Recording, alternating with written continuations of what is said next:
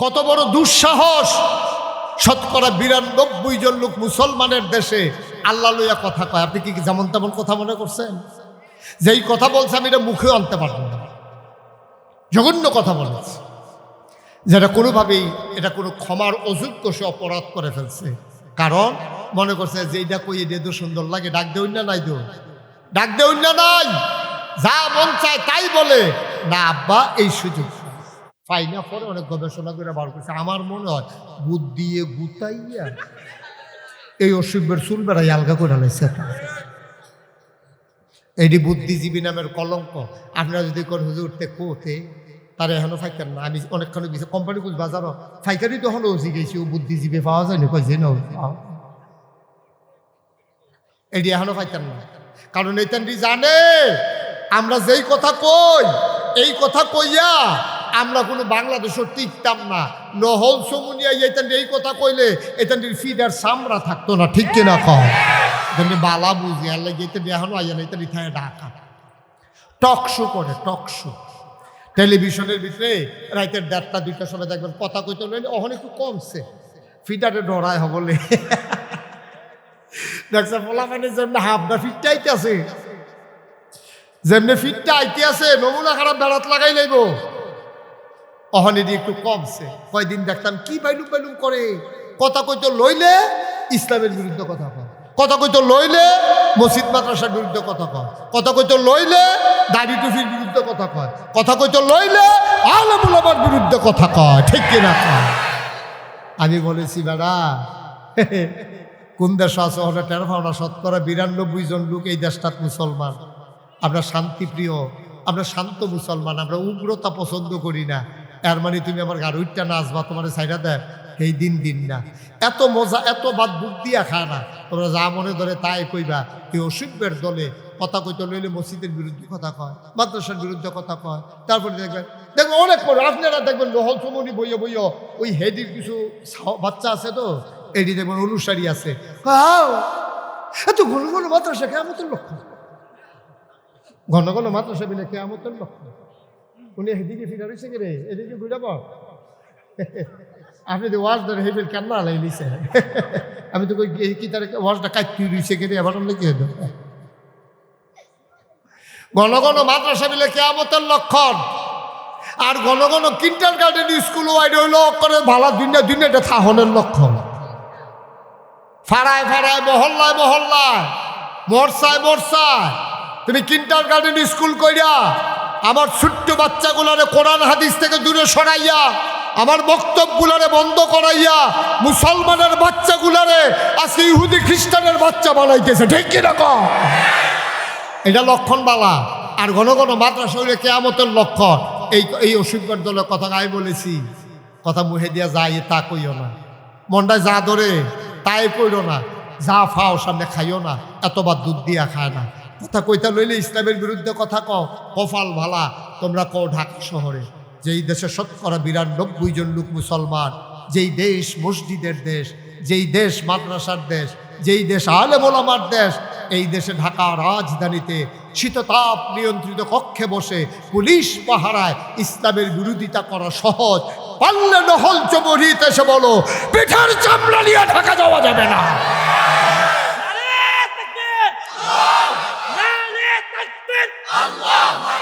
ইসলামের শত্রুরা হুঁশিয়ার সাবধান, হুঁশিয়ার সাবধান, নারে তাকবীর। সবাই কনা আমিন, জোরে কনা আমিন। তাহলে ইসলাম কি ফাইখারি মানুষ যাব না? আগে জানতইব, জানতই। মুসলমানের ফুট তারে নিয়ে স্কুলে ভর্তি করেছে, কেজি স্কুল, তারে টাই লাগাইছে, তারা হাফ প্যান্ট কিনতেছে। আমি কই যে হগিন্নির ফুতের নাম মিয়া খা, ভাত খাইতি ভাত খাইছ তা তুই আজ বিদেশ গা কয়টা টেহার মানি গইস, তার ফুতের ইন্ডিয়া টাই কিনতেছে, হেতে তাহে বিদেশ। এবিডি আবার ভিডিও কল দিছে, ভিডিও কল দিছে পরে তারে যখন দেখাইছে কি সুন্দর শার্ট, হাফ প্যান্ট, তারপরে ক্যাটস, আবার টাই বেড়াইয়া দেখা যায়। এগুলি হেতে হেঁটে হেঁটে হেঁটে সাথে ফোনে কয় কেডা গা এটি কারা কামড়তে পুরা বিদেশি দিতে। নাউজুবিল্লাহ কইতেন না, জোরে কইতেন না নাউজুবিল্লাহ। গজবে ধরছে।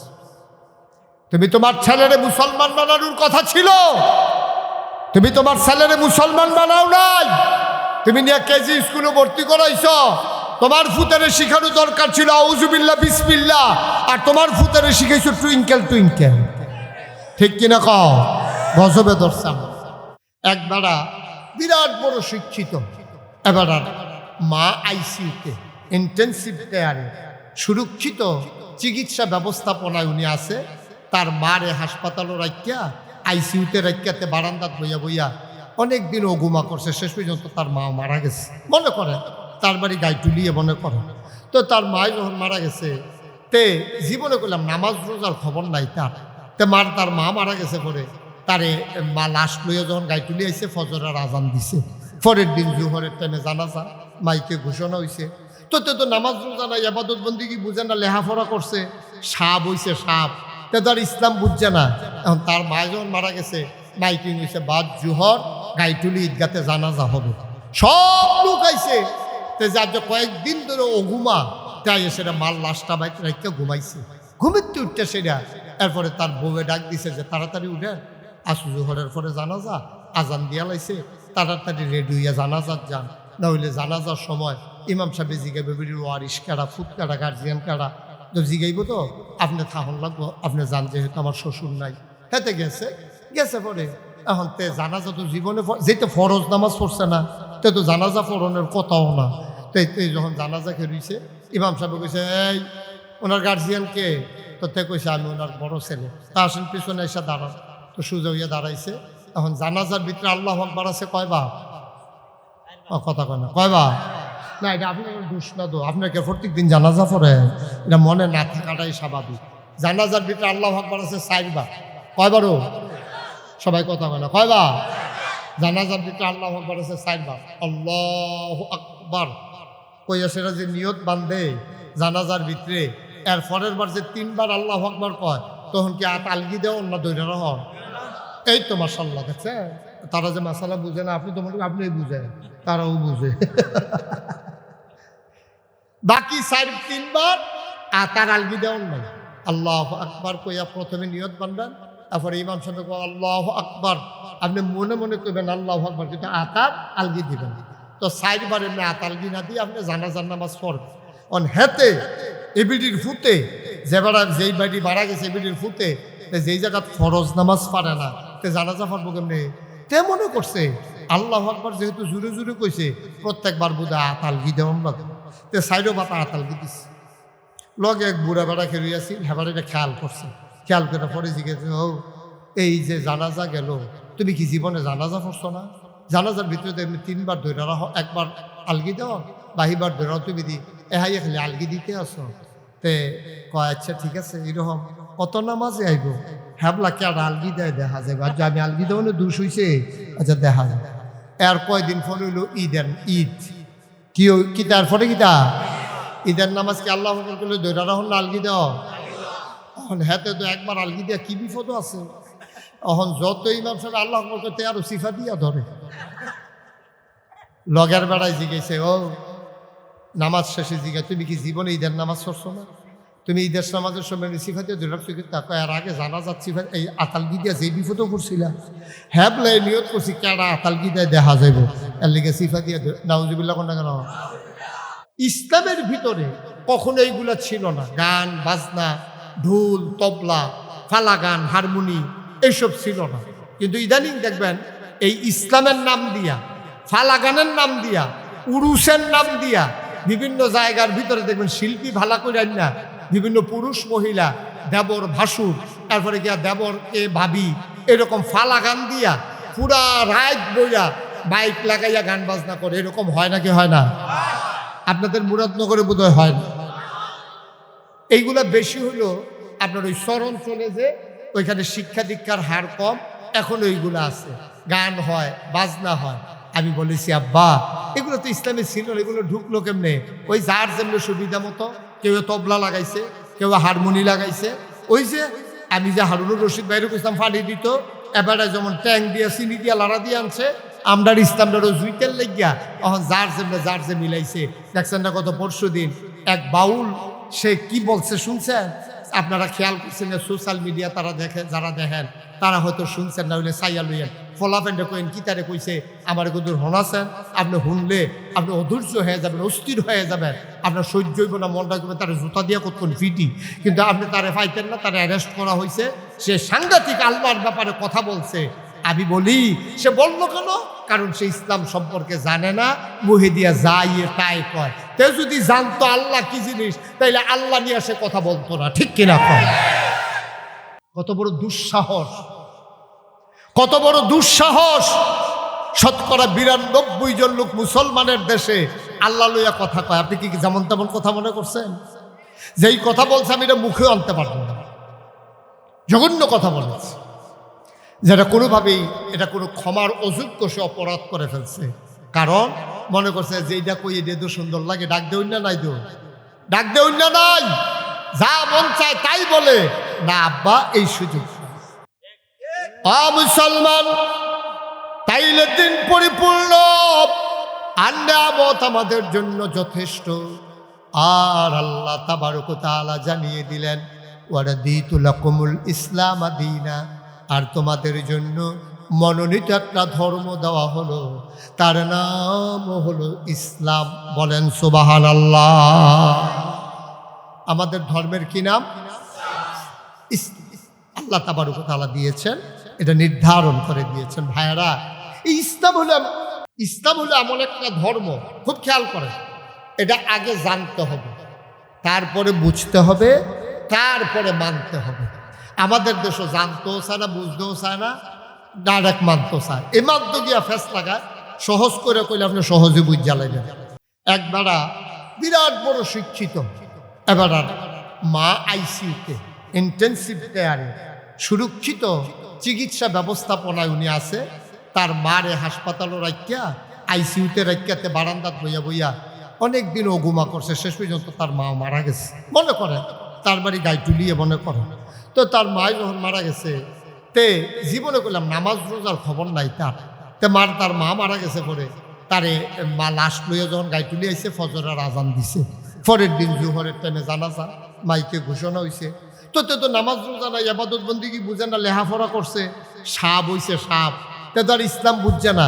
এখন তার মা যখন মারা গেছে, মাইকিং হয়েছে বাদ জোহর গাইটুলি ঈদগাতে জানাজা হবে, সব লোক আইছে। যার যে কয়েকদিন ধরে অঘুমা, তাই সেটা মাল লাশটা বাইতে রাখতে ঘুমাইছে, ঘুমিতে উঠতে সেটা।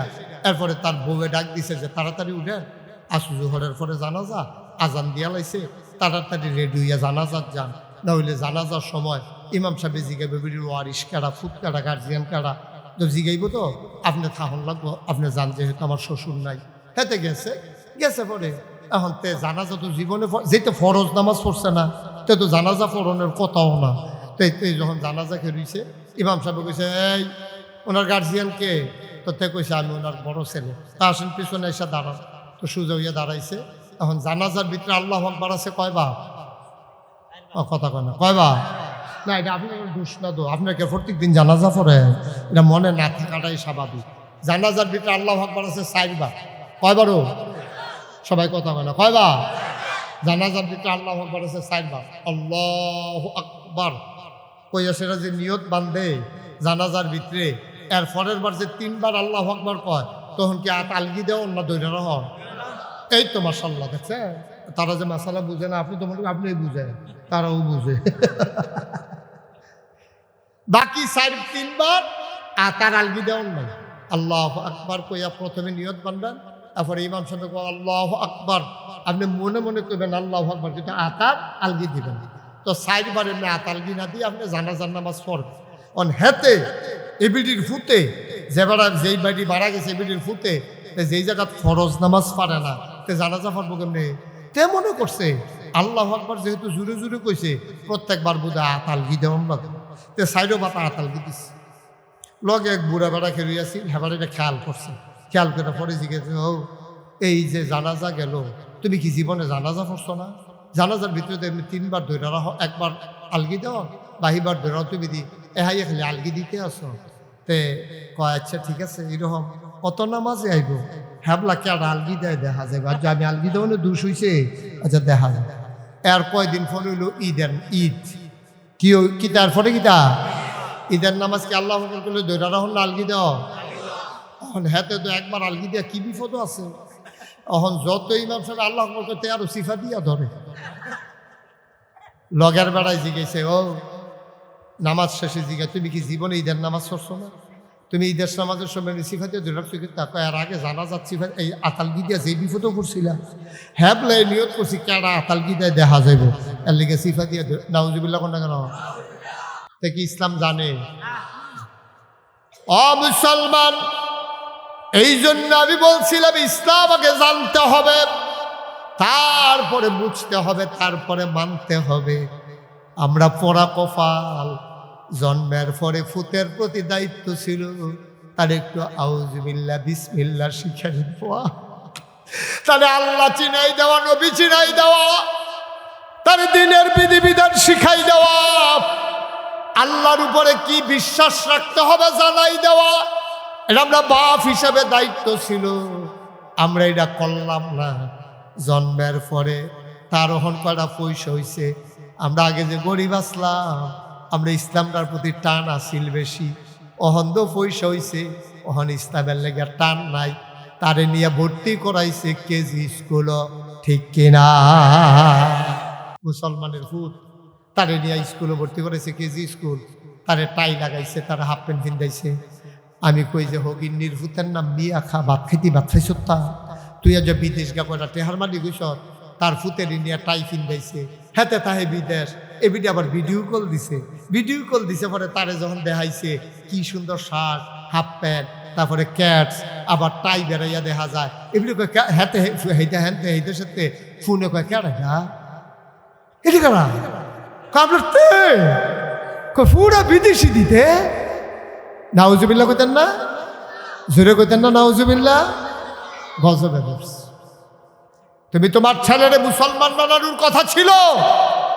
তুমি তোমার ছেলেরে মুসলমান বানাও নাই তুমি নিয়ে কেজি স্কুলে ভর্তি করাইছ তোমার ফুতারে শিখানো দরকার ছিল আউযুবিল্লাহ বিসমিল্লাহ আর তোমার ফুতারে শিখাইছো টুইঙ্কেল ঠিক কিনা কও গজবে ধরছে গজবে ধরছে কেমনে কি হবে বলেন আল্লাহর নবী যখনই যে ইসলাম গ্রহণ করত তারে মাদ্রাসায় ভর্তি করাই দিতেন নবীর জীবনের প্রথম মাদ্রাসা হইল দারুল আরকাম এই জায়গাটা তাই অনেকে বদলাইছে এইরকম একটা বদলাইন না মানুষ নাম হইল হযরত ওমর এই মাদ্রাসা তারাই বদলাইছে যখন দারুন নাদওয়ায় মিটিং বইছে হই আমরা যে মোহাম্মদ সবাই কোন সাল্লাল্লাহু হ্যাঁ আমরা নির্যাতন করলাম টিটকারি মারলাম মস্কারা করলাম জিদে দর্শে কইলাম জাদুঘর কইলাম এরপরও দলে দলে মুসলমান খালি বাড়তে আছে কি তারে কর তো সবাই মিললে আবার নবীজির কাছে প্রস্তাব দিছে আপোষ করার জন্য নবীজির লোভনীয় প্রস্তাব দিছে নবী হেইটা তো গেছে না এরপরে নবীজিরে মারার জন্য সিদ্ধান্ত হয়েছে নবীজিকে তারা মাইরা ফেলবে না আউযুবিল্লাহ বলবেন না একটু খেয়াল করে শুনে যখন দেখছে যে কোনোভাবে আর কাম হয় না এরপরে চিন্তা করছে সারসাহেবারে মারুন সারা আর ইসলাম আটকান যাইতো না সবাই মিললে মিটিংও বইছে নবীজির হত্যা করতে পারলে লাল উট উপহার দেওয়া হবে এই কথা বই না নবীজিরে যখন এই মারার জন্য সিদ্ধান্ত নিয়ে সবাই বের হয়ে গেছে হযরত ওমর সুবহানাল্লাহ বলবেন না মক্কার কয়েকজন বীর পুরুষের ভিতরে অন্যতম একটা বীর পুরুষ ছিলেন ওমর ওমর যখন শুনলেন মোহাম্মদকে মেরে ফেললে উপহার ওমর বের হয়ে গেলেন খাপের ভিতরে তরবারি লম্বা ঘটনা সেটা বলা আমার উদ্দেশ্য না রাস্তায় যাওয়ার পরে শুনলেন ওমরের বোন আর ভগ্নিপতি মুসলমান হয়ে গেছে সব রাগ গিয়া পড়ছে তাদের উপর ইচ্ছা মতো পিটাইলেন তাদের কাছে জানলেন মোহাম্মদ কই আছে শুনতে চাইলেন পরিবর্তন হয়ে গেল কোরআনের আয়াত শুনে হযরত ওমর খুঁজতে খুঁজতে ওই দারুল আরকাম নবীর জীবনের প্রথম মাদ্রাসা ওই মাদ্রাসার দরজায় গিয়ে দাঁড়ালেন দরজায় নক করলেন নক করার পরে সেই ঘরের ভিতরে যারা ছিল তারা ছিল সবাই নিরীহ প্রকৃতি নবীর চাচা আমির হামজা এখানে ছিল সুবহানাল্লাহ বলবেন না আমির হামজা ছিল আরেক বীর পুরুষ এখন যখন ঘরের দরজার ভিতরে টোকা মারছে একজন সাহাবা চুকি দিয়া কই রাসূলুল্লাহ সর্বনাশ কই কি হইছে কই নমুনা খারাপ উমরে দাঁড়াই রয়েছে। উমরে রাতের মাইর খাইছে না, এরকম মানুষ মক্কায় খুব কম ছিল। এই মুহের আগে আজ চলতো। তো উমরে দাঁড়াই রয়েছে, শুই না নবীজি পারে। উমর দাঁড়াই রয়েছে, কয় কই কি অবস্থা? কয় হাতের ভিতরে খোলা তরবারি, চোখগুলা তার বড় বড়, গাল হয়ে গেছে লাল, নমুনা খারাপ। উমর যখন এই কথা শুনছে, ওই লোকটা তখন বলতেছে, আমি কি করব নবীজি, আমাদের কাছে তরবারি নাই, অস্ত্র নাই, লাঠি সোটা নাই, এখন কেমনে উমরকে আটকাবো? নবীর চাচা আমির হামজা, সুবহানাল্লাহ বলবেন না? তিনি উঠে দাঁড়ালেন, বললেন, ইয়া রাসূলুল্লাহ, ইয়া হাবিবাল্লাহ, আপনি আমার অনুমতি দেন। ভাতিজারে বলতেছে, ও নবী, আপনি আমার অনুমতি দেন, আমি একটু যাই। কয় চাচা, আপনি যে যাইবেন, উমরের হাতে তো খোলা তরবারি, আপনার ছেলে, আয় বাবা, একটু বসো, একটু বসো। দেখছেন আটতে আছে, তার যে কইলাম একটু বসো, কথা শুনছেনি? হে, ওয়াজে যে কাম হইব, এইটাই তো ওয়াজ তৈরি হবে। এই ওয়াজ শুনতে আছে, কতক্ষণ কানবো, এই মোনাজাত টোনাজাত কইরা বাড়িয়া গিয়া সেটা কি তো কেবো জানে? হ্যাঁ, হুজুররা কত কথা কেবো, সব হুন্ডা ফাটা তোরে বিড়িটা দে, ঠিক কিনা কয়? এই বিড়ি ধরাইয়া দেখবেন আটতে আছে, আর ওয়াজ দোমার লোক উঠতে আছে, ওয়াজ হাপ্পেন, ওয়াজ শেষ। ভাই একটু চিন্তা করে, একটু চিন্তা করে, কালকে রাতের বেলা আপনি যদি এসে বৈশা থাকে, এখানে ওয়াজ কেউ করবে না আপনার জন্য, কেউ থাকবে না, নিথর নিস্তব্ধ জায়গা পরে থাকবে। সারা জীবন তো ঘুমাইলেন, আটলেন, আর কত? একটু ধৈর্য ধরে বসেন, যেই কথাটা শুরু করছি শেষ করতাম দেন, আনন্দ যায়। সারাদিন আটলো, আপনার কেউ থামাই না নাই, হাঁটতে হাঁটতে কই যাইবে? ওই যে কইছিল, কই যাইবি উসমান, সাইরুবন্দি আসমান, যাওয়ার জায়গা নাই, চতুর্দিকে আসমান। একটু ধৈর্য ধরে বসেন, আল্লাহ যেন হেফাজত করে, সবাই কনা আমি। এই যে এখানে হাফিজি মাদ্রাসার ছাত্র আছে না, আমি এই জায়গাটা খুব ডরাই। হাফিজি মাদ্রাসার ছাত্র যখন আছে, আমি আগে তুললা দিই, কারণ তারার হুজুরে কিতা জানি কয়, সব দিয়ে এক লোকে লাইন ধরে আটা শুরু করে, এটা হলো আরেক সর্বনাশ। আর আসেনি হাফিজি মাদ্রাসার ছাত্র, ঠিক আছে, আপনারা যারা দাঁড়ায় রয়েছেন ওই জায়গায় চলে আসে, যারা দাঁড়িয়ে আছেন ওই খালি জায়গাটাতে বসে যান, ছাত্ররা যেখানে উঠছে। তো আমি যেই কথাটা শুরু করছিলাম শেষ করি, আমিন কর, জুড়ে কর, আরো জুড়ে, একটু বসেন, বেশি রাত হয় না। তো যখন হজরত উমরের দরজার ধরে লাড়া দিছে, সাহাবাই কই, ইয়া রাসূলুল্লাহ, সর্বনাশ, নমুনা খারাপ, উমরের হাতে খোলা তরবারি, একটা কূপ দিলে আমরা একজনের নাই, কি করো? নবীর চাচা আমির হামজা দাঁড়ায় কই, ইয়া রাসূলুল্লাহ, ইয়া হাবিবাল্লাহ, আপনি আমারই অনুমতি দেন। সুবহানাল্লাহ বলবেন না?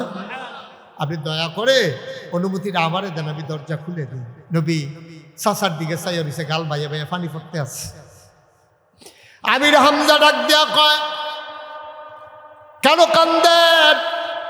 আল্লাহ নবী ডাক দেয়া কয়, চাচা, ও চাচা, আপনারে যে আমি বলবো দরজাটা খুলে দেন, ওমর যদি আক্রমণ করে আপনি কেমনে বাঁচবেন?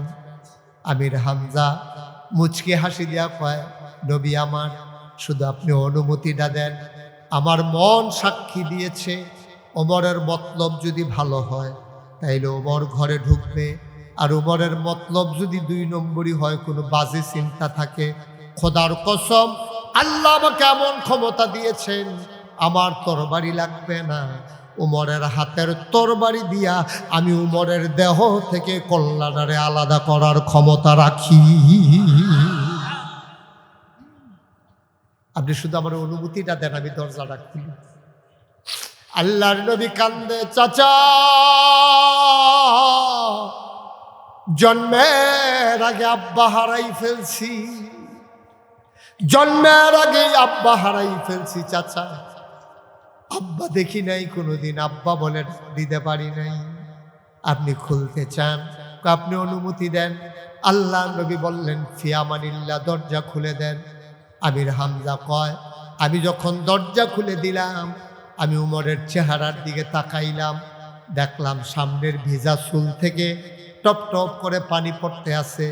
আমি তখন দেখলাম, আমার মনে হইল চুলের পানি পড়ে না, মনে হয় উমরের জীবনের গোনাগুলো যেন টপ টপ করে পড়তেছে।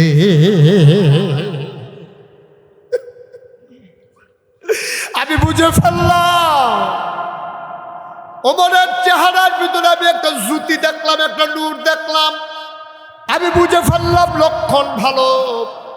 আমি বললাম হালান সাহলান মারহাবা। ওমর আমার এক সাইডে সরাইয়া ঢুকলেন।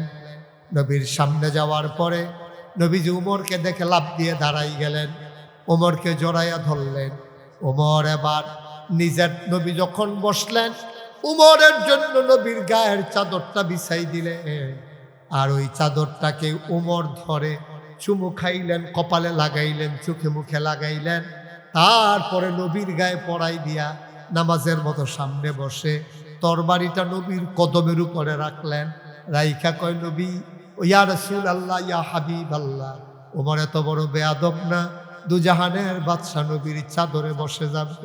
নবী গো, ও নবী আপনি বলেন, এক আল্লাহ যে বলেন এটা কি ঠিক না? কয় হ্যাঁ এটা তো ঠিক আছে। কয় নবী যে আপনি এটা কি ঠিক না? কয় হ্যাঁ এটাও ঠিক। কয় তাইলে কলমা পড়াইয়া মুসলমান বানাই দেন। আল্লাহর নবীর সাথে সাথে পড়াই দিলেন, লা ইলাহা ইল্লাল্লাহু মুহাম্মাদুর রাসূলুল্লাহ সাল্লাল্লাহু আলাইহি ওয়াসাল্লাম। নবীর জীবনে প্রথম মাদ্রাসা ওই দারুল আরকাম, যেখান থেকে কথাটা শুরু করেছিলাম। এই মাদ্রাসায় আইসা ওমরের মতো মানুষ মুসলমান হয়ে গেছে। ঘটনাটা কি ঘটছে জানেন? নবীজির হাতটাতে ধরছে ওমর, ধরে কে রাসূলুল্লাহ চলেন তো একটু কাবাগরের দিকে যাই। তখন কি মুসলমানের সংখ্যা বেশি না কম?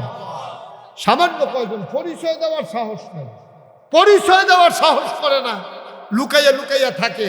নবীজি হাতটাতে ধরে কই, ইয়া রাসূলুল্লাহ চলেন কাবাগরের দিকে যাই। নবীজি বললেন, ওমর পাগলামি করে না, আমরা হলাম সংখ্যায় মাইনরিটি, ওরা হলো মেজরিটি, আমরা সামান্য কয়জন, আমরা কাবাগরের সামনে গিয়ে মাইর খাবো নাকি? কই, ইয়া রাসূলুল্লাহ আগের দিন নাই। সুবহানাল্লাহ বলবেন না? আগের দিন নাই। এখন ওমর ইসলাম গ্রহণ করেছে, মন চাইলেই আঘাত করে ফেলবে, সেই কলিজা কারো এখনো হয় নাই। চলেন যাই মক্কা কাবার দিকে।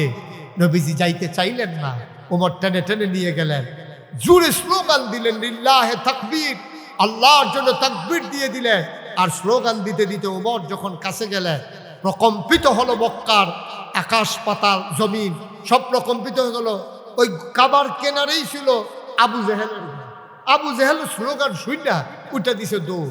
দৌড় দিয়া মনে করছে কে স্লোগান দেয়, এই কথা কয়ে যখন দৌড় দিছে, দৌড় দিয়া এই নজর পড়ছে ওমর তখন তরবারি ডারে এমনি গাইত্যা আপনি কাবাগরের দিয়ে হেলান দিয়া দাঁড়াই রয়েছে। আর আমির এই কি কয় আবু জেহেলে দৌড় দিয়া প্রথমে নজর পড়ছে ওমরের দিকে। ওমরে যখন তার দিকে এমনি চাইছে তখন তে মনে হার্ট ব্রেক করছে, পুরা টায়ার ফোড়া ছুটটা গেছে। দৌড় দিব দূরের কথা, জাগাত থাইম ভালাইছে। ওমরে আইও না, সামনে থামলা কা কয় তরবারিটা তোর লগে তো নমুনা খারাপ, বেড়া তুই গেলি মোহাম্মদের কল্যাণ আর লাগিয়া, আর তুই হলো তরবারি লয়ে খেলি দিস। উমর উমর ও উমর এই কথা ছিল। উমর ডাক দেয়া কয়, আবু যে হ্যাঁ আমি তো গেছিলাম মোহাম্মদের কল্যাণ আর লাগিয়া, কিন্তু সর্বনাশ হয়েছে কি জানো, আমি যে তরবারি লইয়া গেছি গিয়া দিই মোহাম্মদের কাছে এর চাইতে আরো একটা বড় তরবারি লইয়া বইয়া রয়েছি। কারে হে তরবারি হয়েছে কো, আমারও তো চিন্তা পাইছে কো। কয়ার পরে আমি যখন তরবারিটা নিয়ে রাখছি, এবারে করছি আমি রাখছি এবার ভাবের উপরে, আর উনি রাখছে আমার কান্দের উপরে। তরবারিটা আমার কান্দ রাহনের লগে লগে আমি উমরের কল্লাটা ইসলামের জন্য ওয়াকফ হয়ে গেছে। সুবহানাল্লাহ বললেন, আমার কল্লাটা ইসলামের জন্য ওয়াকফ হয়ে গেছে। আমি আর আমার মাঝে নাই, আমি কলমা ফুরা মুসলমান হয়ে গেছি গা। তো তুমি যখন আইতা লইছ আইও। রুমরা খারাপ না রে, ডর দেহাতারও আছে। উমরের দেখতে আইব এইভাবে হেঁটে না, আবু জেহেল না। সবসময় একটা কথা মনে রাখেন, যারা পাপী মানুষ, যারা সন্ত্রাসী মানুষ, যারা চুর ডাকাইত মানুষ, তাদের কিন্তু সাহস কম থাকে। যদি দৌড়ান দিয়ে ফিরাইয়া দৌড়া লইতেন পারে, দেখবেন হেলিকপ্টার উঠে গেছে। কে ঠিক রে, এটা কি বানাইয়া করতেছি না সত্য রে? এই যে এত সেরেম সেরেম করলো, মনে হয় যেন থামা থামা করে লাগবো। সবাই যখন ব্যাট দিয়ে লাইছে ডাইনে যাবো বামে যাবো ফিসের সামনে যেই ফেলে যায় উড়ন ছাড়া আর কোনো উপায় ছিল না, ঠিক কিনা? এটা সবাই যখন উমরে যখন খেড়ি লইছে, ঠেডি দিয়া খেড়ি লইছে পরে আবু জেহেলে আইন উমরে 3টা কথা কইছে। কইলে তা না কইব কেমনি উঠতো তোমরা মাইতে দিয়ে আর উঠবো কেউ অহন থেকে যে উঠবো তার কোনো বিচার হইতো না, যারা লগে উঠবো বিচার হইব তারা, যে তোমরা থাকতে উঠে কেমনেতে টান দিয়া দাফনা তো লইয়া হোটেলে বা টান দিয়া আল্লাহ যা করে। আমিন বলো। এখন উমরে কইতা 3টা কথা কইছে। কইলে তা ইয়া আবু জাহেল, তোমার যদি আইতা মনটা কয় তোমার আম্মারে গিয়া কইও তুমি যদি এবিরি যদি সন্তান হারা হইতে চায় তোমার যেন ফাড়া। 1 নম্বর, তোমার বউয়েরে কই একটা সাদা শাড়ি পিন্দা লইতো, কারণ তুমি কোনো আমার হেনতে ফিরে আর যাইতাম না। তো তোমার বউ তো বিধ বইয়ে যাবো গা, তোমার বউয়ের তো বিদেটিতে লইও। আর তোমার ফুটাইতে কইও আব্বা ডাকলে ডাক্কা লইতো, পরে আর ফাইতো না। একটা কথার ওজন কিরকম রে, তোমার কথা মানে কিরকম বুঝ? তোমার মা রে কইও ফুট দেখলে ছায়া লাইতো, তোমার বউয়েরে কইও স্বামী দেখলে ডাইকা ফালাইতো, আর তোমার সন্তানদেরকে বইল আব্বা ডাকলে ডাইকা ফেলতে। তুমি আমার কাছে আসলে আর ফেরত যাবানাই, ডান নাম ইসলাম, ঠিক কিনা? আমরা তো সব লেবেন ডিশ মাকে বুঝাল গাছের নাইফল পড়ছে হেতে ঘরে বাড়ি গেছে, দৌড় দিয়ে গুল্লি উঠে গোলাগুলি হইতে আছে, এতে বাড়ি গিয়ে খেরকুটার তলে হইতে হইতে চাইতে আছে, দেখে যে গড়িয়েতে গড়িয়েতে নাইকল রাইতে আছে। আরে মনে করছিলাম বন্দুকের গুলি, এটা তো বোমায় না, সাইজে বড় গে। এটার না, এটার নাম ইসলাম, এটার নাম ইসলাম না। ইসলাম কারে কয় যদি কথা হই না যাইবা লড়াচড়া করে না, মুসলমান কারে কয়? আমরা তো মুসলমানে হইতাম পারছি না। আরে মুসলমানের উপর দূরের কথা মানুষও তো হইতাম পারছি না, ঠিক কিনা? আমরা কি মানুষ নিয়ে অহন কইবেন যে হুজুর তোরা কথাটা কইলেন আমরা মানুষটা কিতা? আমি কিন্তু আমারে সহ কইছি, আমরা কি বাংলাদেশের যদি মুসলমান দূরের কথা মানুষও দইতাম পারছি না। আমরা মানুষ না, যদি কোন যে হুজুর তৈলে আমরা কিতা? আমরা মানুষের মতো, ঠিক কিনা?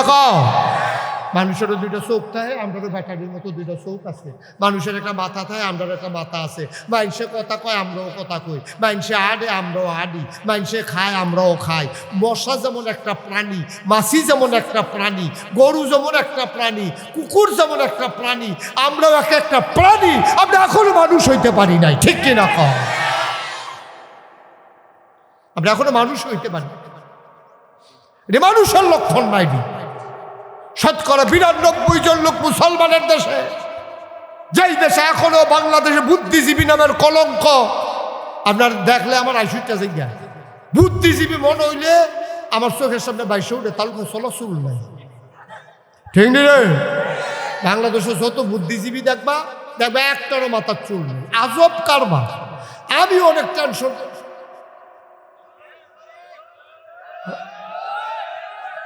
না না, আমরা ফটো যান, এবারে ফটো হয়তো কান ধরো না, আমি দেখি না। এবারে আপনার আর কিন্তু ভিতরে জানো আরেকটু এগুলো আরেকটু এগুলো আমি চাইয়া ওয়াশ করাম।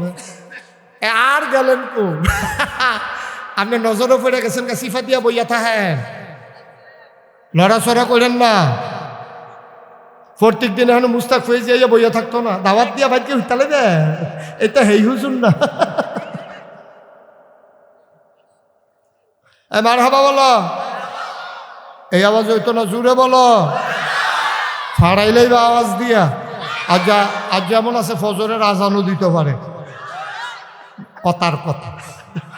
বুড়া মানুষের নাইয়া সিফা দিয়া লাইছে কি তারে ভাই লাজে বাড়ি ঘর বন্ধ। মারহাবা বলো।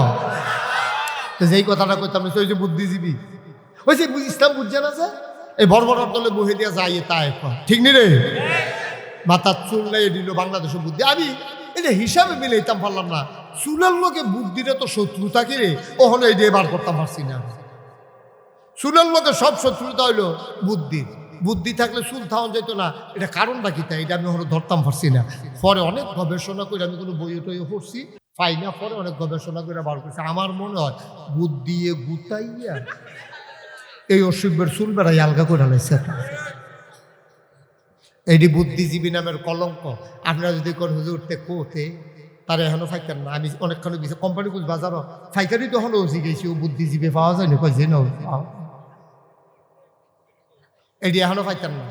কারণ এইটানটি জানে আমরা যেই কথা কই এই কথা কইয়া আমরা কোনো বাংলাদেশও টিকতাম না।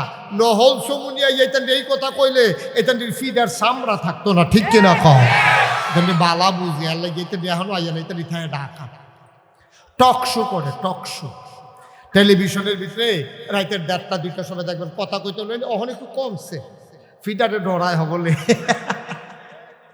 দেখছে বলা মানে যেমনি হাফটা ফিটটা আইতে আছে, যেমনি ফিটটা আইতে আছে নমুনা খারাপ বেড়াত লাগাই লাইব অহনেরই একটু কমছে। কয়দিন দেখতাম কি বাইলুম বাইলুম করে কথা কইতে লইলে ইসলামের বিরুদ্ধে কথা কয়, কথা কইতে লইলে মসজিদ মাদ্রাসার বিরুদ্ধে কথা কয়, কথা কইতে লইলে দাড়ি টুফির বিরুদ্ধে কথা কয়, কথা কইতে লইলে আলেম ওলামার বিরুদ্ধে কথা কয়, ঠিক কিনা কয়।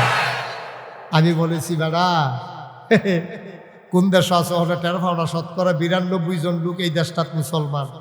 আমরা শান্তিপ্রিয়, আমরা শান্ত মুসলমান, আমরা উগ্রতা পছন্দ করি না। এর মানে তুমি আমার গাড়ুইটা নাচবা তোমার সাইডা দেয় এই দিন দিন না।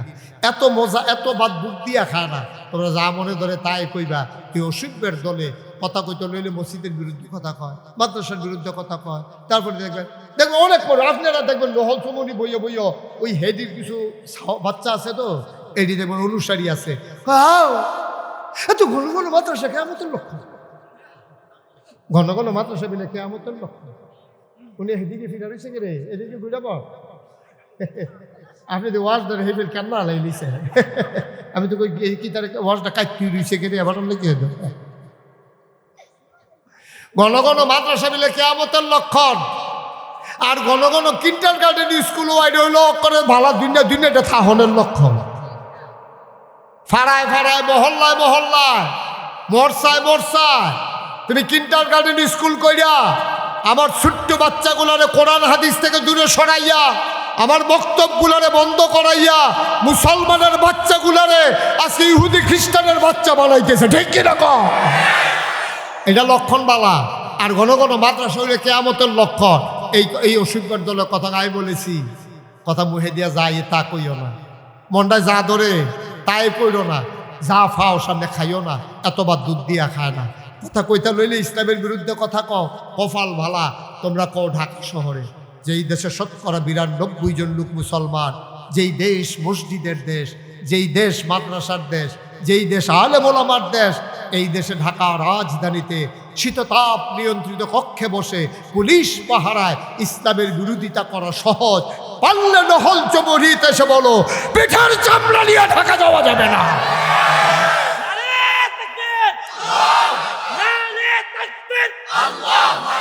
ইসলামের শত্রুরা হুঁশিয়ার সাবধান, হুঁশিয়ার সাবধান, নারে তাকবীর। সবাই কনা আমিন, জোরে কনা আমিন। তাহলে ইসলাম কি ফাইখারি মানুষ যাব না, আগে জানতইব, জানতই। আপনি ছোট্ট ফলাটারে আহা কি মজার জিনিসও, আপনি ছোট ফলাটারে 5টা বছর মাদ্রাসাত পড়া অনুরোধ আমার, অথবা 3টা বছর পড়া। এর ভিতরে সহি শুদ্ধ করে কোরআন শরীফ শিক্ষা লাগবে, হালাল হারাম শিক্ষা লাগবে। তে নামাজের 4 ফরজ, এই অজুর 4 ফরজ, গুসলের 3 ফরজ, তেডি শিক্ষা লাগবে। এখন দেখবেন তে সূরা কেরাত শিক্ষা লাইছে, আউযুবিল্লাহ বিসমিল্লাহ পারে, তে সুন্দর করে দেখবেন কি সুন্দর করে দে ফইরা টইরা মাশাআল্লাহ আগাই লাইছে। আপনি তার মাদ্রাসার 3টা বছর দেন আব্বা, এরপরে তার স্কুলে ভর্তি করাইছে। ইঞ্জিনিয়ার বানাইতেন চাইলে বানান, ডাক্তার বানাইতে চাইলে বানান, হো আরো সহজ করে কই আমরা নিজেরার মানুষ। কি হইলো তৎপরি বেড়া, তোরা একটা সমস্যা থাকতে পারে না, তুমি হলো তোমরা এরকম সাহিত্য করতেছো কেন? চুপ করে শুনো, আপনার ছেলেটাকে আপনি প্রথমে মাদ্রাসাত পড়াইবেন, এরপরে ইঞ্জিনিয়ার বানান, ডাক্তার। আচ্ছা আপনাকে তো আবার শুনেন, এই মাদ্রাসাটা মডেল মাদ্রাসা। এখানে কিন্তু এমন না যে হুদা কোরআন শরীফ পড়ায়, হুদা হাদিস শরীফ পড়ায়, বিষয়টা এরকম না। এখানে বাংলা পড়ায়, এখানে ইংরেজি পড়ায়, এবং অন্য জায়গাতে আরো বালা পড়ায়। মার হাবা কইতেন না? তাহলে কি হইলো, 3 বছর এখানে পড়ার পরে বাংলাও শিখছে, ইংরেজিও শিখছে, অঙ্কও শিখছে, কোরআন শরীফও শিখছে, হাদিসও শিখছে, অজুর কয় ফরজ, গুসলের কয় ফরজ, অজু ভঙ্গের কারণ, রোজা ভঙ্গের কারণ, এটি মাসাল্লাতে ঠুডস্ত পারে, তে জানাজা পড়াইতে পারে মা বাপের। এর দূরা ফলানা আপনারা এখন কয়জন লোক আছে যে আপনার আব্বাই মারা গেলে জানাজা পড়াইতে পারবে? আপনি মসজিদের ইমাম সাহেব বিচারেন, ফিরসা বুজুর বিচারেন, আর এই সুইটটা ফলার আপনার নাতিয়ে দাদায় মারা গেছে পরে তে কান দেওয়ার কয় তারে জিগাইছে পারবি নি? জানাজা আমরা এই কাঠের এই লাশ রাইকা কুলবালিশ দিয়ে আমরা জানাজা পড়াইছি না আমরা, আর দাদারটা তো ফারাবে। তে মাসাল্লাহ ছোট্ট মানুষ তখন জানাজা সুবহানাল্লাহ কয় না রে। আপনার কলজা ঠান্ডা, আপনার কলজা ঠান্ডা। তেহন ইঞ্জিনিয়ার হয়েছে, পাইলট খাইয়া ঘুষ খায় না। তেহন ডাক্তার হয়েছে, তেহন কি করে না, ওই নর্মাল ডেলিভারির জায়গায় সিজার করে না। কারণ তে তো শিখছে বান্দার হক নষ্ট করলে আল্লাহর কাছে জবাব দিতে হবে। তে হিক্কালাইছে সব মাশাল্লাহ। অহর কে রে তে এটা ফাললো কে রে? আপনারা আরো সহজ করে বুঝাইয়া কই, আমরা গ্রামের মানুষ, আমরার মতো আমরা কথা কয় কেন? এখনো বাইরের মেসের দরকার নাই।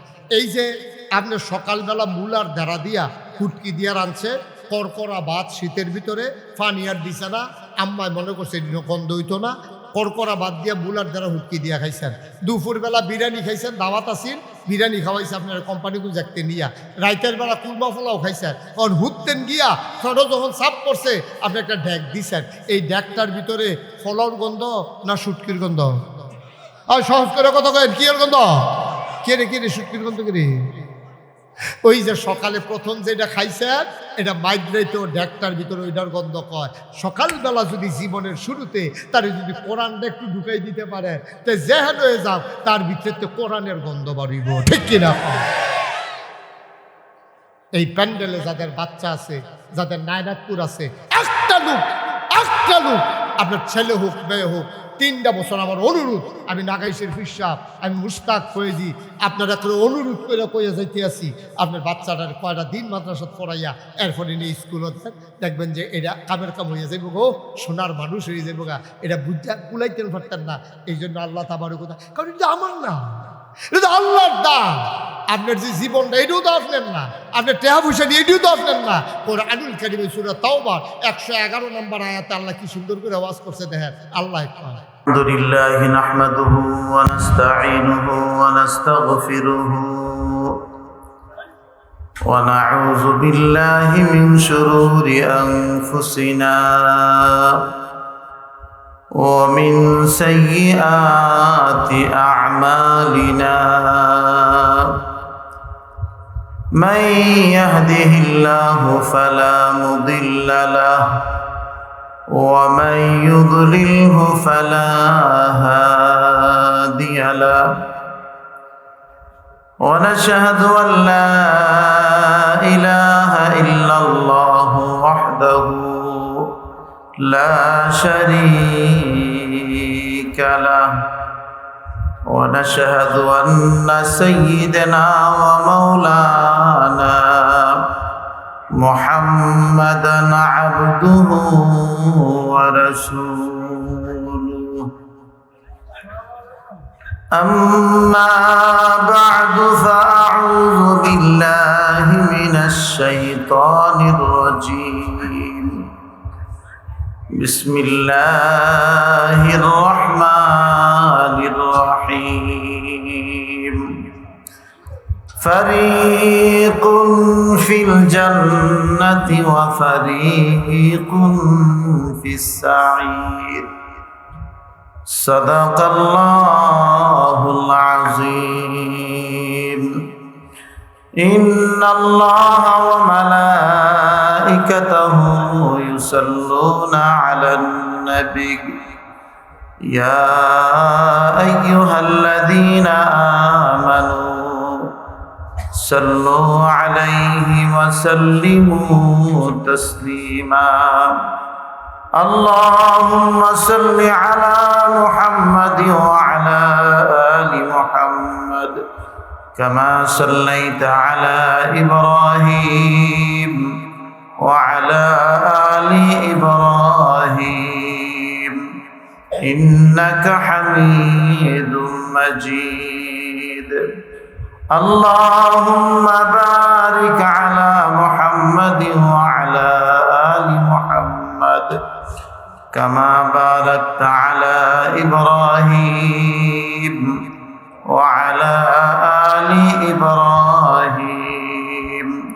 إنك حميد مجيد بلغ العلا بكماله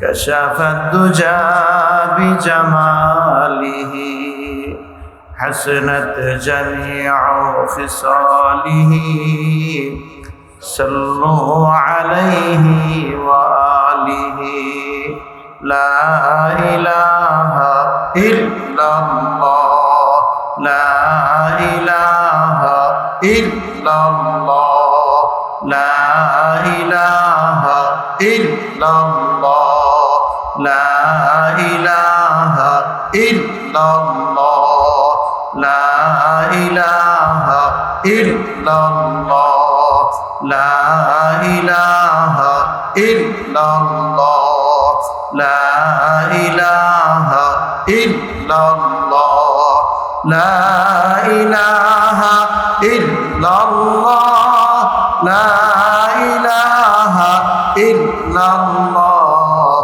لا إله إلا الله لا إله إلا الله لا إله إلا الله محمد رسول الله صلى الله عليه وسلم আলহামদুলিল্লাহ আল্লাহ তাআলার দরবারে অসংখ্য শুকরিয়া আল্লাহ তাআলা মেহেরবানি করে আমাদেরকে আজকের এই সময়ে দুনিয়ার বিভিন্ন কাজকর্ম ব্যস্ততা থেকে ফারেক করে আলেম ওলামাদের মজলিস জাকিরিন শাকিরিন আল্লাহওয়ালাদের মজলিসে কোরআন হাদিসের মজলিস জান্নাতের বাগানে আমাদেরকে আসার বসার তৌফিক দিয়েছেন এই জন্য আমরা খুশি না বেজার খুশি হয়ে থাকলে আমরা সকলেই খুশির আওয়াজে আল্লাহর শুকরিয়া আদায় করি আলহামদুলিল্লাহ আল্লাহর দয়া এবং মেহেরবানিতে আমরা আসছি আল্লাহর কুতুব আপনাদের মাঝে আসতেছেন আমরাও আসছি তিনার জবান থেকে নসিহত শোনার জন্য আমরা সকলে আল্লাহর কুতুবের কাছ থেকে নসিহত শুনব এই অপেক্ষায় আছি আমরা কিছুক্ষণের মধ্যে হযরত চলে আসবেন এতক্ষণ অনেক আলেম আমাদের কাছ থেকে কোরআন হাদিসের গুরুত্বপূর্ণ আলোচনা শুনছিলেন আমরা সকলেই একটা কথা স্বীকার করি দুনিয়া থাকবার জায়গা না আমাদের আগে যারা আসছিল তারা কেউ থাকে নাই আমরাও থাকবো না আমাদের পরে যারা আসবে তারাও থাকবে না দুনিয়া মানুষ যাইতে যাইতে দুনিয়া একবারে খালি হয়ে যাবে আল্লাহ কিয়ামত ঘটাইয়া দিবে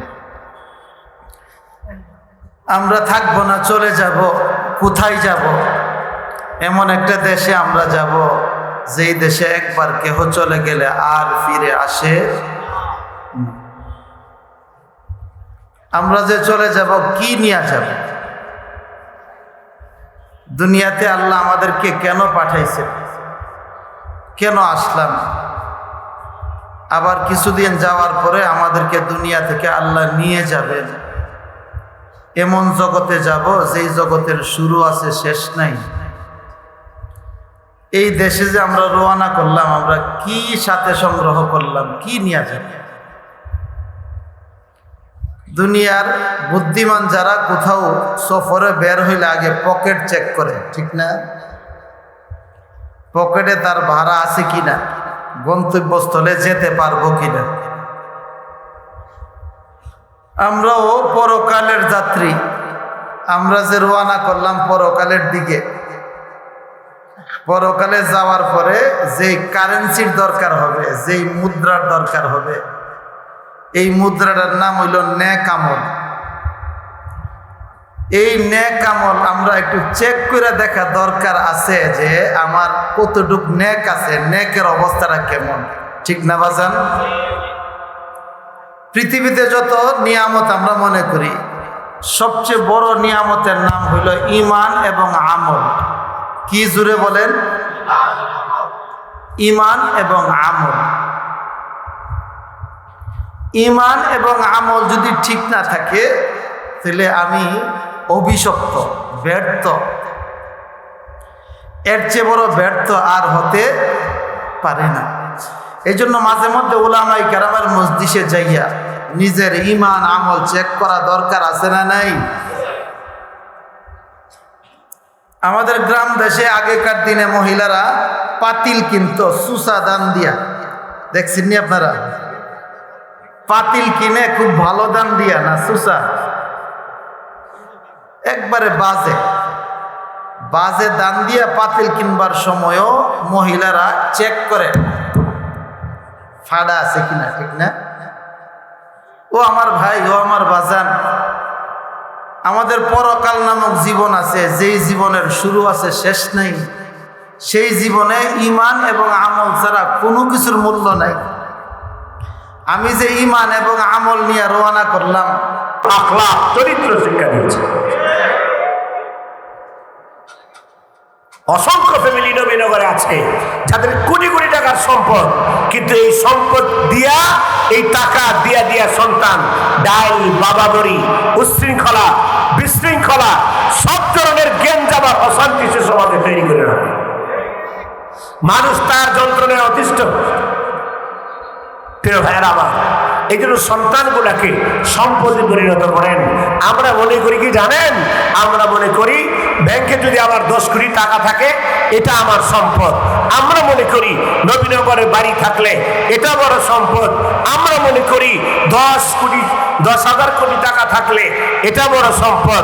ওয়াল্লাহি আল্লাহর জাতের কসম করে বলি, ব্যাংকের টাকা বড় সম্পদ না, গুলশানের বাড়ি আমার বড় সম্পদ না।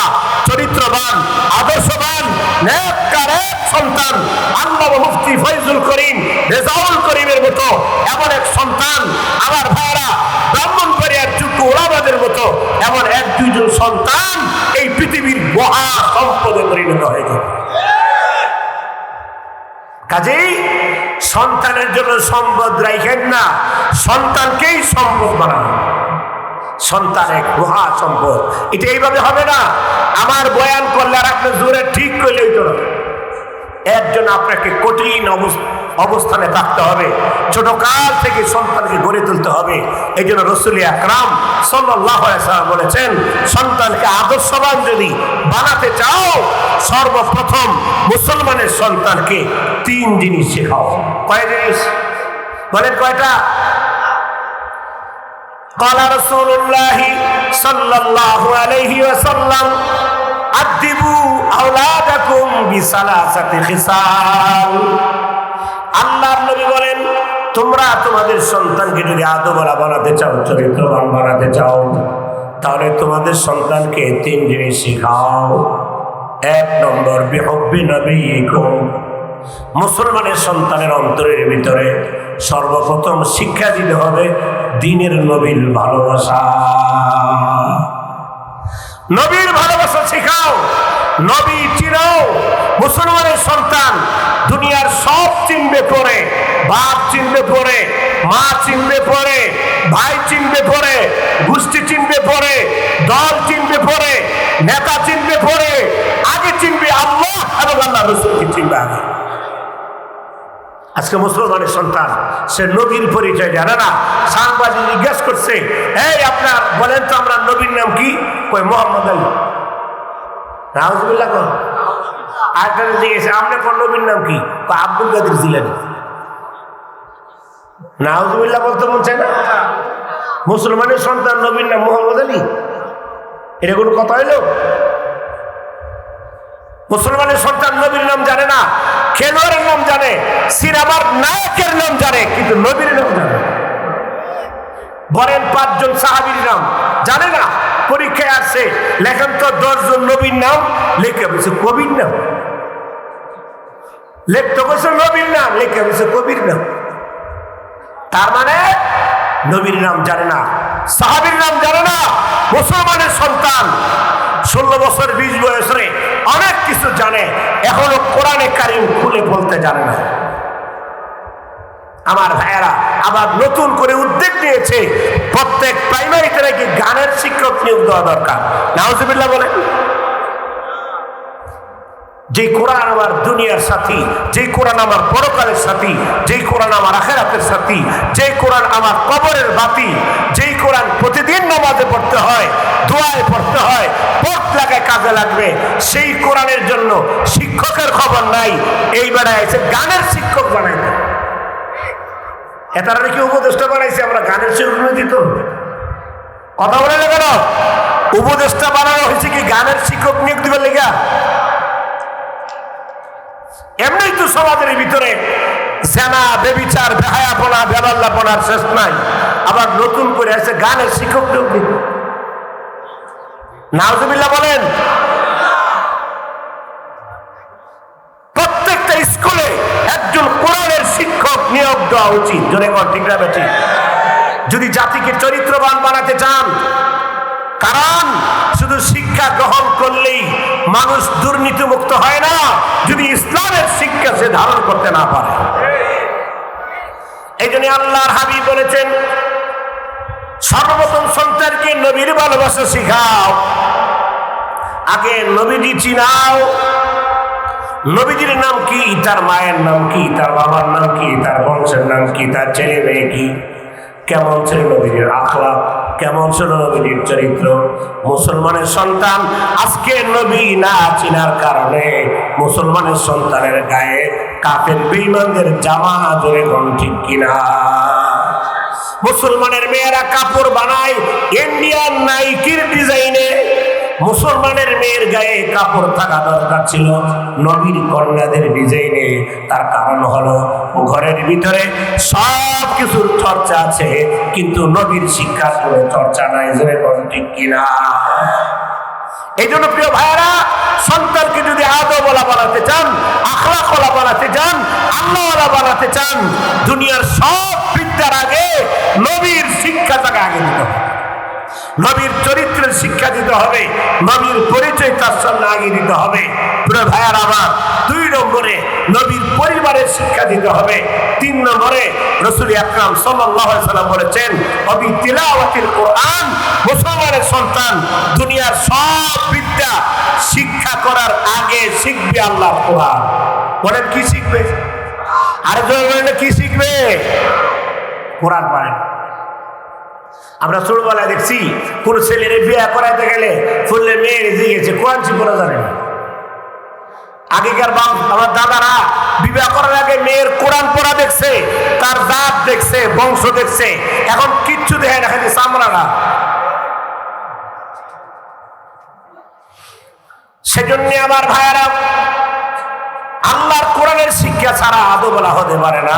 কোরআনের শিক্ষা আগে দেওয়া লাগবে। এই জন্য আদব কায়দা শেখানো চাই, সব জিনিসের আদব শেখানো চাই, সালাম শেখানো চাই, বড়কে সম্মান করা শেখানো চাই।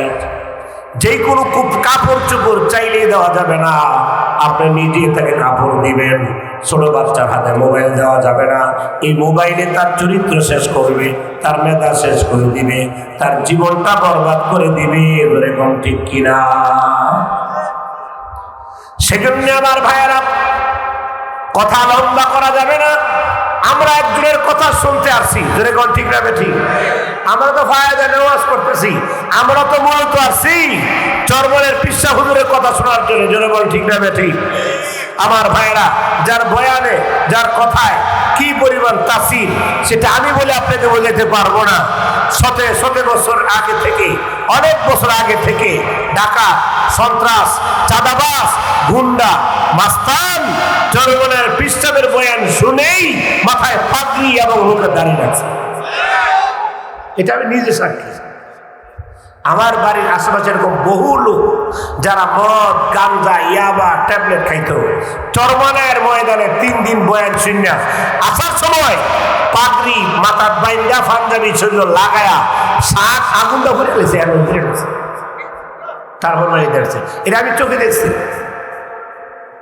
এই জন্য আমি আপনাদেরকে বলি, যারা মুরিদ হইতে চান, ডাইরেক্ট ওয়াজ করতেছে কোনো ভূমিকা ছাড়া, অনেক আছে মুরিদ হইতে চান, আল্লাহর রাস্তায় মুরিদ হওয়ার আগে একজন হক্কানি পীরের কাছে মুরিদ হবেন ইনশাআল্লাহ। যেমন ছেলেকে মুরিদ হইতে, আমার নবীনগরে এক বেড়া 5 ওয়াক্ত নামাজ পড়তো, আজান দিত, কিন্তু হ্যাঁ গিয়া কই না জানে মুরিদ হয়েছে। মুরিদ হওয়ার পরে আর মসজিদ হয় না। আর আমি কি হয়েছে রে ভাই, আপনি তো মসজিদে যান না? কয় না হুজুর আপনারা পড়েন। আরে আমরা পড়তাম, আপনি পড়তেন না? কয় না আপনারা পড়েন, যা করার দয়ালে করবো না। হুজুবিল্লাহ ধরে কইতেন না, তোমার দয়াল গুরুজন লোক আসেন নিয়ে ফিরা দয়াল করো। হ্যাঁ নামাজ নাই, রোজা নাই, দয়ালের কান্দ হলো সিদিয়া হ্যাঁ হালকা ঘুরতেছে ফেলে। নাউজুবিল্লাহ বলুন না। এই যেই পীরের কাছে মুরিদ হইলে নামাজ আছে নাও জাগা, এটা কি সঠিক পীর না ভণ্ড? ভণ্ড। নামাজ পড়ে না পীর, রোজা রাখে না পীর, আরে এমন পীর আছে নবীর বলে বিড়ি খায়, বিড়ি খায়, স্মোকিং করে, স্মোকিং ইংলিশ কই, বিড়ি সিগারেট খায় সে মুরিদ, গাঞ্জা টানে সে মুরিদ। আমি এই নবীনগর আজকে 21 বছর এমন কোন গ্রাম বাদ নাই যেই গ্রামের পীরের খবর আমার কাছে নাই। কারণ ভণ্ড পীরেরা সবচেয়ে বেশি আমার এই বেশি উল্টাপাল্টা করে, কিন্তু আমি কিন্তু পীরের বিরুদ্ধে না, আমি এলাম ভণ্ড পীরের বিরুদ্ধে। ঠিক না? ঠিক। আমরা হক্কানি পীরের সাথে আসি, বলেন ইনশাআল্লাহ। হক্কানি আল্লাহওয়ালা পীর যেখানে, আমরা আছি সেখানে, জোরে কোন ঠিক কিনা? কিন্তু পীরের নামে সাইনবোর্ড লাগায়া যারা ভেরিফাইড সামনে আনে, মহিলাদের শৈল্য হুয়ায়, নামাজ কালামে খবর নাই, গাঞ্জা মোট টানে, নাচানাচি আর কোদাকুদি করে, আল্লাহর কসম করে বলি তারা কখনো পীর হইতে পারে, এরা পীর হইতে পারে। এই জন্য আমি আপনাকে পরামর্শ দিচ্ছি, মুরিদ যদি হতে চান আজকেই মুরিদ হয়ে যাবেন চরমন নায়েবে আমিরের কাছে ইনশাআল্লাহ। সব এটাই কেন মুরিদ করে দেবো, ছাড়ে দিবে গামছা বালায় সব মুরিদ হন। ডাইনামামে আর যাওয়ার কোনো সুযোগ নাই। আপনার এই নবীনগরের মাটিতে হক্কানি পীরের বড় অভাব, অনেক অভাব এই মাটিতে হক্কানি পীরের। কারণ মুরিদের মধ্যে পীরের তাসির পড়ে, পীর যেমন হয় মুরিদ তেমনই হয়। এমন পীর আছে আমি শুনেছি এবং দেখেছিও, মহিলা গেলে একটা কাগজ লেখা দেয় কাফনের কাপড়ের ভিতরে, পীর সাহেব কি মন্ত্র লেখা দেয়, গেলাম এটা কি, এটা লয়ে কবরে গেলে ফেরেশতা কোনো জায়গায় না। আরে নাউজুবিল্লাহ, আরো জোরে বলেন না। এই জাতের পীর আছে না নাই? বাস্তব আছে। সেজন্য আমার প্রিয় ভাইয়েরা, রাসূল আকরাম সাল্লাল্লাহু আলাইহি সাল্লাম নিজের কন্যা ফাতেমাকে বলেছেন, ফাতেমা তুমি আমার কন্যা, আমার মেয়ে, বাপ হিসাবে তুমি আমার কাছে যা চাওয়ার চেয়ে নাও, আর তোমার যা প্রয়োজন আমি পুরা করব। মা, কবরে হাসরে মিজানে পুলসারাতে আমি বাপ হিসাবে তুমি পার পায়া যাইবা এই সুযোগ তোমার নাই, তোমার আমল দিয়েই তোমাকে জাহান্নাম থেকে বাঁচাতে হবে। ইয়া ফাতেমাতু ইনকিজি নাফসাকি মিনান নার। আল্লাহর নবী সবচেয়ে বেশি ভালোবাসতেন হযরতে ফাতেমা রাদিয়াল্লাহু তাআলা আনহাকে। নবীজি বলতেন, ফাতেমা তো বিদআতুম মিন্নি, ফাতেমা আমার শরীরের অংশ, যে আমার ফাতেমাকে কষ্ট দেয় সে আমারে কষ্ট দেয়, যে আমার ফাতেমাকে আরাম দেয় সে আমাকে আরাম দেয়। আল্লাহর নবী যুদ্ধের ময়দান থেকে কোনো কিছু আনতেন, সকলের আগে হযরত ফাতেমার হাতে তুলে দিতেন। নবীজি বলতেন, পৃথিবীর যত নারীরা আল্লাহর জান্নাতে যাবে, সকল নারীদের জান্নাতের সর্দার হবে আমার কন্যা ফাতেমা। আল্লাহ নবীর ইন্তেকালের পরে সবচেয়ে বেশি কেঁদেছেন হযরতে ফাতেমা রাদিয়াল্লাহু তাআলা আনহা। তিনি বলেছেন, সুব্বাত আলাইয়া মাসাইবু লাউ আন্নাহা সুব্বাত আলাল আইয়ামে সিরনা লায়ালিয়া। তিনি বলেছেন, আমার আব্বা পৃথিবীর মাটি থেকে বিদায় নেওয়ার কারণে আমি ফাতেমার উপরে যেই মুসিবত আমার উপরে এসেছে, যেই বিপদ আমার উপরে এসেছে, এই বিপদগুলা মুসিবতগুলা যদি দিনের উপরে ছেড়ে দেওয়া হতো তাহলে দিনটা রাত্রিতে পরিণত হয়ে যেত। আল্লাহর নবী বলেছেন, ফাতেমা আমার ইন্তেকালের পরে সর্বপ্রথম তোর সাথে আমার দেখা হবে। মুসলমান ভাইরা আমার, নবীজির ইন্তেকালের পরে সর্বপ্রথম হযরত ফাতেমা রাদিয়াল্লাহু তাআলার ইন্তেকাল। এত আদরের কন্যা, এত আদরের মেয়ে, এত প্রিয় মেয়ে, সেই ফাতেমা, জাহান্নাম থেকে তুমি তোমাকে বাঁচাও। তোমার তাহাজ্জুদ দিয়াই জাহান্নাম থেকে বাঁচালাম। তোমার ঈমান তোমাকে জাহান্নাম থেকে বাঁচাবে, তোমার নামাজ তোমাকে আগুন থেকে বাঁচাবে, তোমার তাকওয়া তোমাকে আগুন থেকে বাঁচাবে, তোমার জিকির তোমাকে আগুন থেকে বাঁচাবে। তোমার যদি আমল না থাকে, তোমার যদি ঈমান না থাকে, তোমার যদি জিকির না থাকে, তোমার যদি কোরআন তেলাওয়াত না থাকে, তোমার যদি পর্দা না থাকে, আর আমি বিশ্বনবী তোমার পিতাও যদি হই, আমি তোমাকে কিছু করতে পারবো না। মা প্রিয় ভাইয়েরা, রাসূল সুপারিশ করবেন এই কথা হাদিসে আছে, কিন্তু ঈমান নিয়ে যদি যায় তার জন্য। সেজন্য আমার ভাইয়েরা, নিজের ঈমান নিজের আমল সেটা ঠিক করা লাগবে। আল্লাহর সাথে বান্দার কিন্তু আত্মীয়তার সম্পর্ক নাই, আল্লাহর সাথে বান্দার সম্পর্ক গোলামি। যে যেই পরিমাণ গোলামি করবে তার মাকাম আল্লাহর কাছে তত বেশি হয়ে যাবে। যেই পরিমাণ তাকওয়া থাকবে সেই পরিমাণ আল্লাহর সাথে সম্পর্ক থাকবে। মানুষ মূল্যায়ন করে চেহারা দিয়া, মানুষ মূল্যায়ন করে টাকা দিয়া, মানুষ মূল্যায়ন করে পদ আর ক্ষমতা দিয়া। আল্লাহর কাছে টাকার মূল্যায়ন নেই, চেহারার মূল্যায়ন নেই, আল্লাহর কাছে বংশের মূল্যায়ন নাই। আমার আল্লাহ কোরআনুল কারীমে জানাই দিয়েছেন, ইন্না আকরামাকুম ইনদাল্লাহি আতকাকুম। আল্লাহ রাব্বুল আলামিন বলে, বান্দা তোমাদের মধ্যে আমি আল্লাহর কাছে সবচেয়ে দামি এবং সম্মানী সে যার অন্তরে থাকবে আল্লাহর ভয়। জোরে বলেন না, কার ভয়? সেজন্য আমার ভাইয়েরা, আল্লাহর সাথে সম্পর্ক হবে তাকওয়ার দ্বারা। কোরআনুল কারীমে আল্লাহ বলেছেন, বান্দা জান্নাতের দিকে দৌড়াও, যেই জান্নাতের প্রশস্ত হবে আসমান আর জমিনের মাঝখানে যত প্রশস্ত, আল্লাহর জান্নাতের প্রশস্ততা সেই পরিমাণ। আল্লাহ কোরআনুল কারীমে বলেন, ওয়াসারিউ ইলা মাগফিরাতিম মির রাব্বিকুম ওয়া জান্নাতিন আরদুহাস সামাওয়াতি ওয়াল আরদ উইদ্দাত লিল মুত্তাকিন। আল্লাহ রাব্বুল আলামিন বলেন, জান্নাতের দিকে দৌড়াও, প্রতিযোগিতা করো কার আগে কে জান্নাতে যেতে পারো। আমরা প্রতিযোগিতা করি কার আগে কে বাড়ি বানাতে পারি, কার আগে কে বড় নেতা হতে পারি, কার আগে কার ছেলে বিদেশ পড়াইতে পারি, কার আগে কারে মাইরা কাটটা খাইতাম পারি। ঠিক আছে, ঠিক। এখন আমাদের প্রতিযোগিতা। আগে একদল স্বৈরাচার করছে একরকম, এখন যারা আছে তারা করে আর একরকম। ঠিক না বেশি? কিন্তু আল্লাহ তারা বলেন, প্রতিযোগিতা করো আল্লাহর জান্নাতে যাওয়ার জন্য। জান্নাতে যাওয়ার জন্য প্রতিযোগিতা করো, তবে মনে রাখো আমি জান্নাত কিন্তু মুফতির জন্য বানাই নাই, কোনো পীরের জন্য জান্নাত বানাই নাই, বিরাট কোনো আলেমের জন্য জান্নাত বানাই নাই, হায়রে আমি কোনো নেতার জন্য জান্নাত বানাই নাই। আমি আল্লাহ জান্নাত বানাইছি শুধুমাত্র মুত্তাকিনদের জন্য।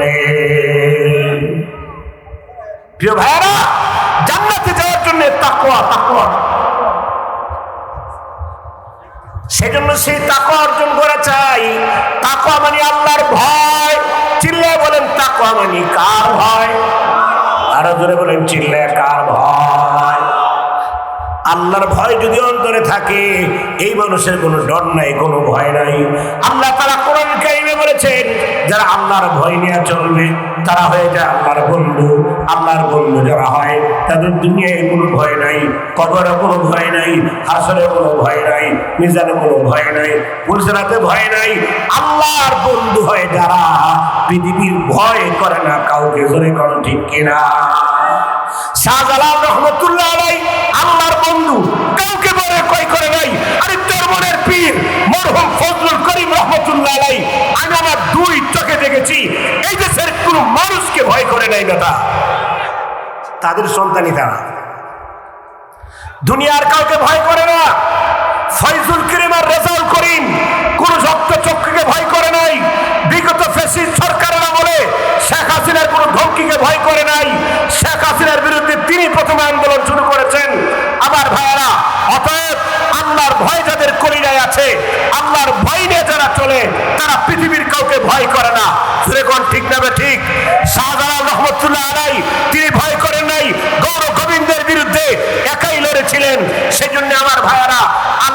ভয় যাদের চিনায় আছে, তারা কোনো তন্ত্রকে ভয় করে না, তারা কোনো শক্তিকে ভয় করে না। অতএব আল্লাহ আমাদেরকে আর ভয় দেখায় কোনো লাভ। প্রিয় ভাইয়ার আবার চলুন আল্লাহর সেই ভয় আমরা অর্জন করতে পারবো যদি আল্লাহ ওয়ালাদের সান্নিধ্যে আমরা থাকতে পারি ইনশাআল্লাহ।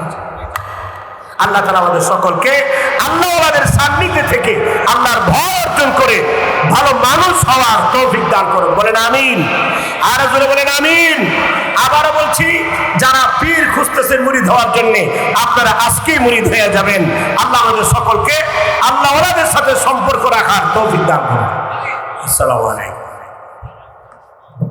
طالب عاشق بیچارہ نارا ساتھ باجائے یا اللہ محفل کے اپنے ہدایت ظلم قبول کریں আমরা যারা মাহফিলে হাজির হইলাম আপনার ওলি না বানায় এখান থেকে কাউকে বিদায় দেন রব্বির হামহুমা কামা ربياني صغيرا وصلى الله تعالى على خير خلقه محمد وآله وأصحابه وأزواجه وأتباعه أجمعين ارحمنا معهم برحمتك يا أرحم الراحمين السلام عليكم ورحمة الله وبركاته ভাই মাইকওয়ালা ওই মাইকটা একটু সামনে গায়ে দেন, ওই সাউন্ড বক্স নিচে নামায় দেন, দুইটা সামনে এই বাসে সোজা করে দেন, ওই সাউন্ড বক্সের সামনে গায়ে দেন, নিচে নামায় দেন, উপরের দরকার নেই, নিচে নামায় দেন, নিচে নামায় দেন, নিচে নামায় দেন। আর এই যে মনিটর নিচে নামায় দেন, সব এই মনিটর নিচে নামায় দেন, নিচে নামায় সামনে দেন, ওই বাসের সামনে দেন। আমাকে এত শোনাবার দরকার নেই, পাবলিককে শোনা। সামনে আগায় দেন। আপনারা সবাই কেমন আছেন?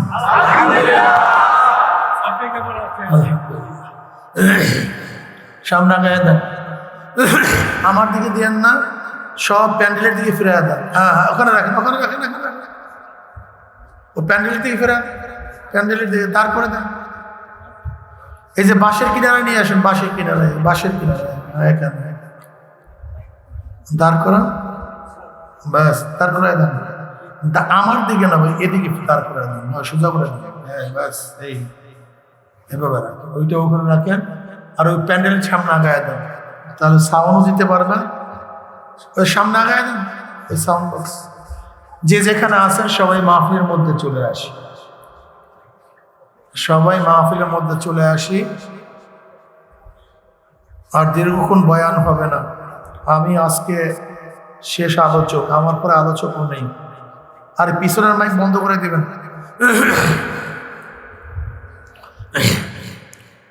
সবাই প্যান্ডেলের মধ্যে চলে আসি। আলহামদুলিল্লাহ আলহামদুলিল্লাহ নাহমাদুহু ওয়া নাস্তাঈনুহু ওয়া নাস্তাগফিরুহু ওয়া নাউযু বিল্লাহি মিন শুরুরি আনফুসিনা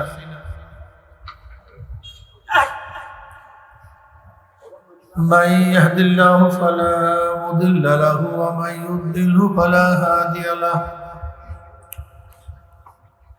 ونشهد أن لا إله إلا الله وحده لا شريك له ونشهد أن محمدا عبده ورسوله أما بعد فأعوذ بالله من الشيطان الرجيم بسم الله الرحمن الرحيم يا أيها الذين آمنوا صلوا عليه وسلموا تسليما اللهم صل على سيدنا حبيبنا مولانا محمد صلى الله عليه وعلى সবাই দুরূদ শরীফ اللهم صل على سيدنا وحبيبنا مولانا محمد صلى الله عليه وسلم. اللهم صل على سيدنا ونبينا وشفيعنا وحبيبنا محمد صلى الله عليه وعلى آله وصحبه. أعوذ بالله من الشيطان الرجيم. بسم الله الرحمن الرحيم. يا أيها الذين آمنوا ادخلوا في السلم كافة ولا تتبعوا خطوات الشيطان إنه لكم عدو مبين. صدق الله مولانا العظيم وصدق رسول النبي الكريم. আল্লাহ পাকের বান্দা জনাব মুহাম্মদ রাসূলুল্লাহ সাল্লাল্লাহু আলাইহি ওয়াসাল্লামের উম্মতগণ, আল্লাহ পাক রব্বুল আলামিন আপনাকে আমাকে দুনিয়ার সমস্ত ফিতনা ফাসাদ থেকে পরিত্রাণ দিয়ে কোরআন ও হাদিসের মজলিস, আলেম ওলামা, মুমিন মুত্তাকিন, জাকিরিন শাকিরিনদের গুরুত্বপূর্ণ এক দামি মজলিসে আসার বসা বলার শোনার তৌফিক আল্লাহ পাক দান করছেন। শুকরিয়া তান সবাই বলে আলহামদুলিল্লাহ। কি সবাই শুকরিয়া আদায় করবেন না?